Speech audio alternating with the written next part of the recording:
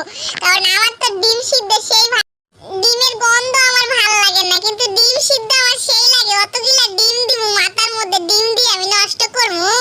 আমি ওরকম মানুষই নয়। ওই জন্য আমি এই দেখ দেখ ডিম কোতে কোতে গল্প করতে করতে এদিকে আমার ডিমের আমি ভাবতেছি কি ওই সাদা অংশটুকু নিমু, তারপরে ওই হলুদটা আমি ফেলাই দেবো। না ফেলাই দেবো না, খায়া দেবো পরে ভাজা। ওই ভাবে আমি ওই সাদা দেওয়া নিয়ে গেছিল, আর সব হলুদটাও পড়ে গেছে।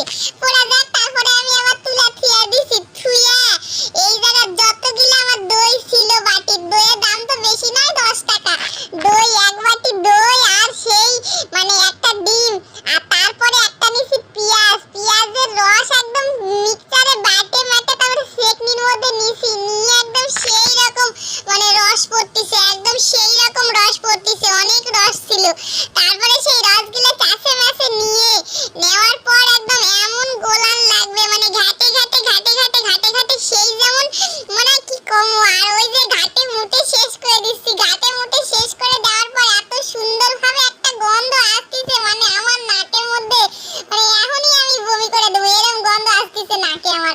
তারপরে সেই তাড়াতাড়ি করে ঘাটে নিই, ঘাটে ঘুটে তাড়াতাড়ি করে চলে যায় বাইরে, কারণ ঘরের মধ্যে এগুলো দেওয়া যাবে না। ঘরের মধ্যে দিবা লাগলে আমার মাথা শেষ হয়ে যাবে একদম, আর নিচে তো পড়ে ঘিন্নাকাটি অবস্থা হবে। তার জন্য চলে যায় ভাই বাইরে, এটি আর থাকা লাভ নাই। তারপরে চলে যাচ্ছি বাইরে, সব চিরুনি মাইনাস যা ছিল সব নিয়ে চলে যাচ্ছি বাইরে।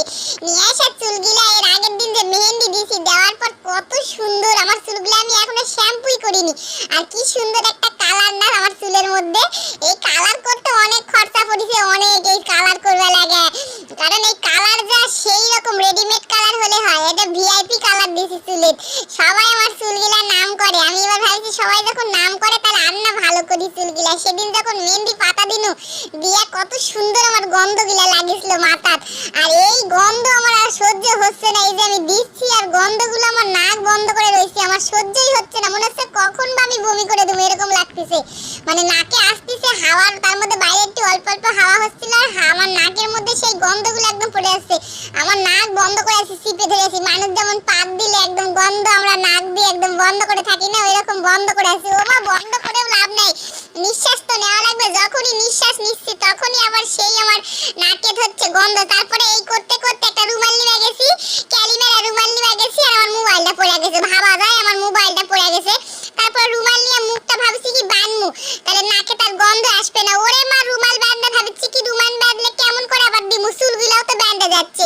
সেই অনেকক্ষণ পরে এটা চেষ্টা করে করে আমি ভাবনু থাক আর করবো না, তাড়াতাড়ি করে দিই, যা বমি করলে করে দেবো, বমি করবো তার কি, আমি করে দেবো বমি, দরকার নাই, অত রুমাল বাঁধতে পারবো না। তার মধ্যে আমার বরের রুমাল নিছি, ওটা আমি আমার বর যদি আসা দেখে যে আমি এই রুমাল নিয়ে আর মানে রুমাল নিয়ে আইটি দই তারপর হচ্ছে ডিমের মধ্যে লাগাছি, আমার বর আমার গেলা ভূত ছাড়া করবে। আমি তাড়াতাড়ি করে লাগাইনি, রুমালটা থুয়ে আসিনি ঘরে, ওটি থুয়ে দিছি। তারপরে আমি সেই লাগাচ্ছি একটু একটু করে গোটা মাথা, তার আমার পিঠ দিয়ে বায়া বায়া পড়তেছে, সব পিঠের মধ্যে পড়তেছে। আমি বলছি যা আজকে জামা কাপড় সব মেকা গেল, কি কমু, এই চুলের যত্ন করবে লাগে আমার তো আর মানে গা ভিতর থেকে ঘাটা উঠছে। ভাগ্যি সকালবেলা কিছু খাইনি, নাহলে সকালবেলা যা ভালো মন্দ খাইনি হইনি সবই বমি করে থিয়া দিন হইনি।